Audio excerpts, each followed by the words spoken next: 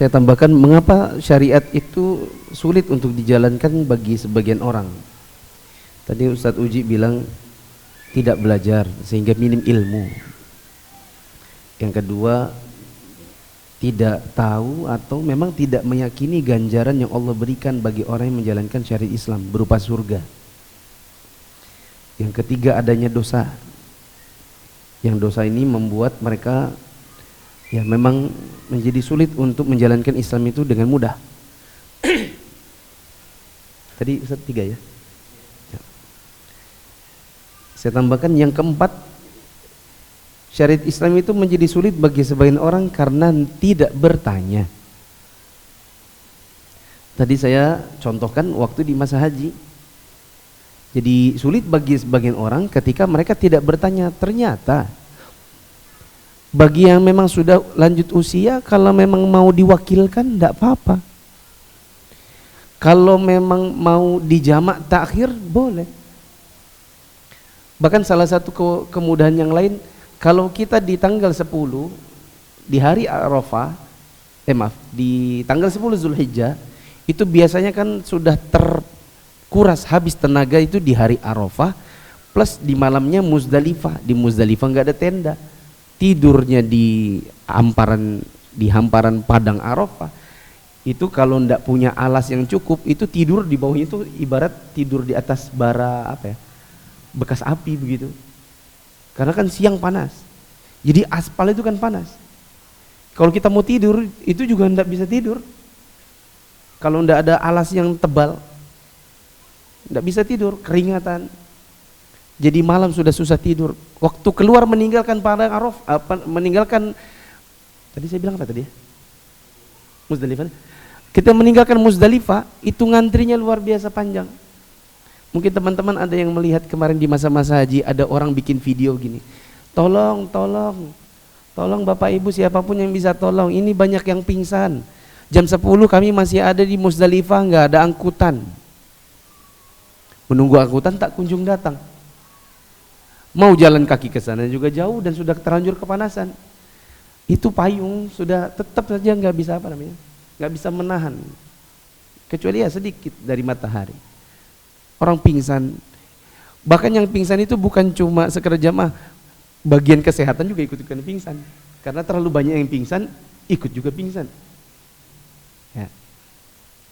Ya kan? Apa jadi kemudahannya?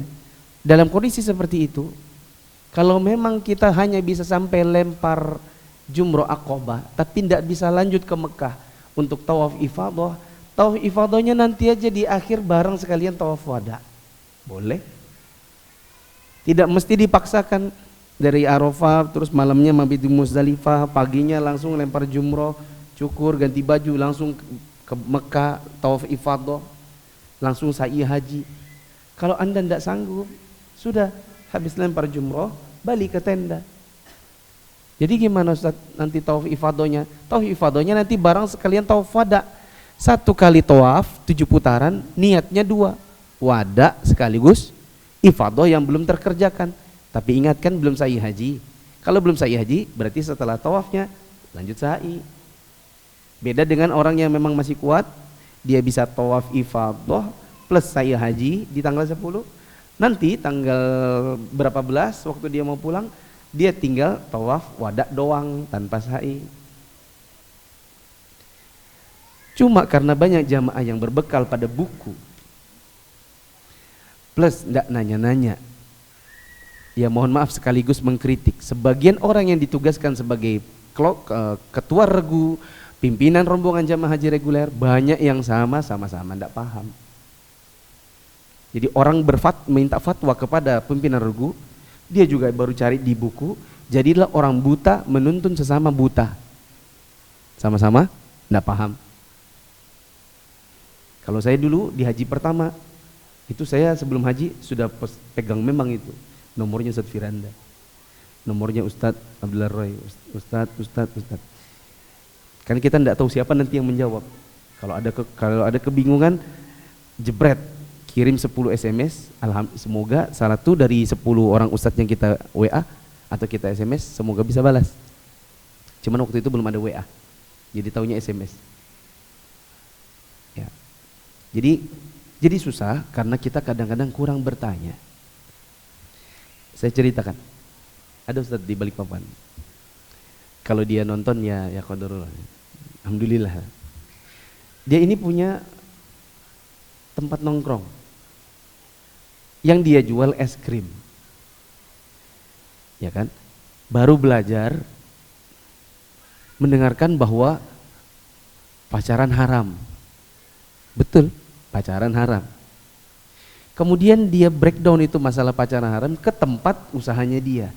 Oh, berarti saya kalau menyediakan tempat di situ orang pacaran, berarti usahaku haram. Jadi ditutup semua. Sudah ditutup, baru tanya.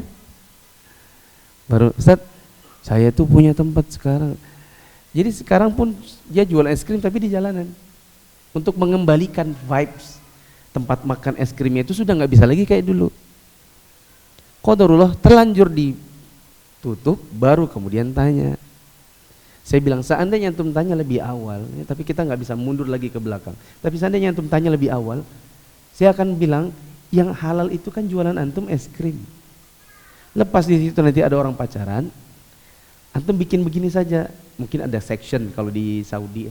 Kalau di Saudi kan ada section family, ada bujang.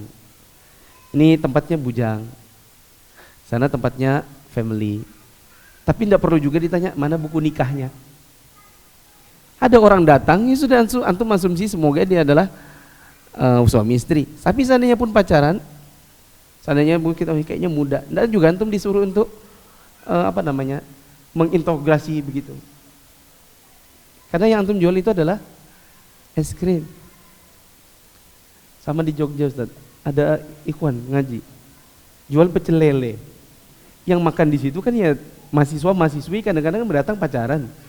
Ada yang kasih fatwa, ini berarti antum pecel lele tempat maksiat. Ditutup semuanya. Ya. Padahal kan tidak mesti demikian. Antum jualan apa di situ? Pecel lele. Ada orang berkata, kita kalau nggak KPR di bank susah. Mau tidur di mana? Gembel. Kita bilang tidak, kan masih ada rumah mertua. Ya kan? Masih bisa ngontrak. Susah, masih ada rumah susun. Di sini ada rumah susun. Kalau di Balikpapan ada rusun, beberapa rusun. Bagi yang memang hanya punya kemampuan rumah petak kecil-kecil. Ya. Mereka bilang kalau enggak KPR di bank susah. Kita bilang susah bagi orang yang memang enggak mau bertanya. Seandainya antum bertanya, ada jalan banyak solusi tentang muamalah. Antum enggak mesti kredit di leasing, antum enggak mesti sudah belajar belum namanya murabahah? Sudah belum belajar belum namanya qardul hasan? Atau tentang mudharabah? Ya, meskipun nanti ini akad-akad masih ada penempatan-penempatannya. Tapi ada orang berkata, susah kita kalau enggak ke leasing, susah kita kalau enggak ke pegadaian. Kan itu menyelesaikan masalah, nambah masalah. Ya kan? Susah kita kalau enggak begini. Ketika kita balik, Bapak tahu namanya murabahah. Baru dia bilang, apa itu?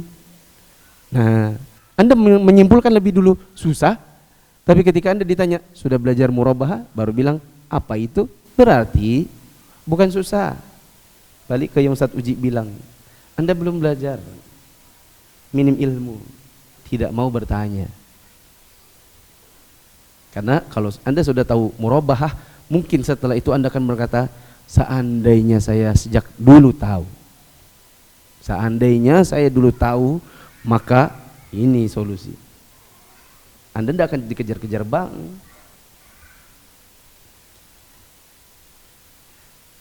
Kenapa syariat Islam susah bagi sebagian orang? Yang keberapa? Yang kelima, mengikuti hawa nafsu. Sebenarnya bukan susah, Anda yang tidak mau. Memang hawa nafsu yang masih membuat Anda menjadi merasa itu susah. Sebagian orang ketika dibilang bisakah misalnya Pak, saya masih masukkan nih, misalnya warungnya jual yang makanan, minuman, gak usah jual rokok. Bagi sebagian orang, waduh susah. Susah itu. Karena itu yang paling banyak dicari orang. Akhirnya jadi susah, bukan karena dia susah, kan itu gampang ya Ustaz ya. Tinggal nanti kalau ada pedagang apa itu, kalau ada sales rokoknya bilang, oh maaf kami nggak jual rokok lagi. Mudah toh ngomongnya? Jemaah, mudah nggak ngomongnya? Kata-kata, maaf saya nggak jual rokok lagi, mudah nggak ngomongnya? Tapi susah nggak di hati? Nah, berarti sebenarnya bukan susah, tapi memang nggak mau gitu. Orang-orang yang masih bekerja di tempat-tempat yang misalnya riba, atau di situ ada unsur gharar, maisir, judi, asuransi konvensional, pegadaian konvensional, saya mau bilang syariahnya juga, bank konvensional, ya banyak dari mereka mengatakan susah. Emangnya Ustadz kalau saya keluar, Ustadz mau kasih anak saya makan apa? Ustadznya cuma ngasih tahu hukum, tapi ustadznya disuruh tanggung jawab. Ya ceraikan aja istrimu, saya nikahin istrimu, baru saya kasih nafkah. Susah. Kenapa susah? Karena memang di hati kita ini memang jadi susah karena kita ikutnya hawa nafsu. Bukan susah, memang nafsu yang kita tidak mau kalah. Terakhir saya tambahkan, jadi susah bagi sebagian orang, ini saya menurut saya ya. Kalau tadi Ustadz Uji bilang mereka itu kurang ilmu, ada sebagian orang bilang gini, saya sering menuntut ilmu, tapi bagi saya tetap susah.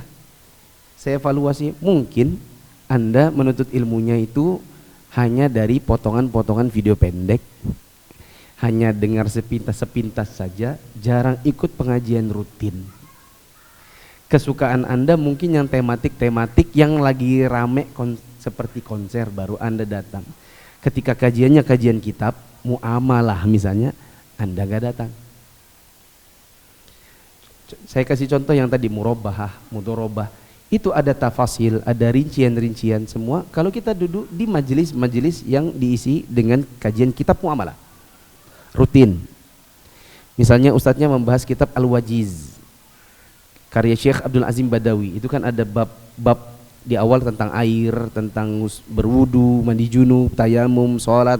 Terus nanti kalau kita dapat akhirnya kitab muamalah, di situ banyak nanti penjelasannya, mulai dari masalah jual beli, masalah qard, masalah nanti ketemu mudorobah, murabahah. Kita kalau sudah ketemu murabahah, mungkin zamannya setelah tahu, mungkin ya, setelah jamaah tahu, mungkin jamaah akan jadikan itu sebagai mata pencaharian, mungkin. Karena saya dulu ngajar fikih muamalah hari Ahad subuh, ramai yang datang subuh-subuh hari Ahad, langsung kitab muamalah, kitab Al-Wajiz, banyak yang datang. Setelah itu bermunculan BMT pribadi, maksudnya usaha sendiri, murabahah komersil. Karena dia sudah tahu, oh boleh ya murabahah komersil, di mana ada orang butuh motor, saya punya uang. Jadi saya bilang, oke, motor yang mana yang kamu mau? Oh motornya si Pak Anu. Oke, saya beli dulu ya. Sudah saya beli, sudah punya saya jual ke dia dengan harga lebih mahal dan tak kreditkan. Itu namanya murabahah. Ada 13 syarat di situ. Kapan murabahah itu syar'i? Yang jelas kalau sudah tahu, malah dijadikan sebagai ladang pencarian baru bagi sebagian orang. Cuma kadang kita tidak mau ikut kajian kitabnya. Kita maunya nunggu ustadz muamalah, bukan ustadz muamalah, ustadz yang bahas kitab muamalah, bahas materi muamalah dengan majelis fatwa, kita baru tanya kertas, pertanyaan kita dijawab, alhamdulillah. Jadi kita dapatnya hanya sekedar tematik saja. Kita dapatnya hanya sebatas per fatwa, per kasus. Tapi kita tidak punya breakdown khusus dalam masalah muamalahnya untuk mengetahui kasus-kasus itu secara mulai dari taksilnya. Itulah yang saya bilang juga kepada Mas Badrimin ya, bulan Maret 2022 kita bikin video pendek. Saya bilang orang sakit, ya, saya pakai video ya, orang sakit Supaya cepat sembuh, yang diminum itu obat. Nanti kalau sudah mulai enakan, tambah vitamin supaya cepat sembuh. Kebodohan kita itu sakit juga. Supaya cepat sembuhnya alias supaya cepat pintarnya, belajarnya itu dari kajian-kajian rutin pakai kitab. Tematik itu vitaminnya. Sebagian orang hanya belajar vitaminnya. Waktu dia sakit, yang dia makan vitamin. Tapi tidak ada minum obatnya. Jadi lama sembuhnya. Begitu. Wallahu a'lam.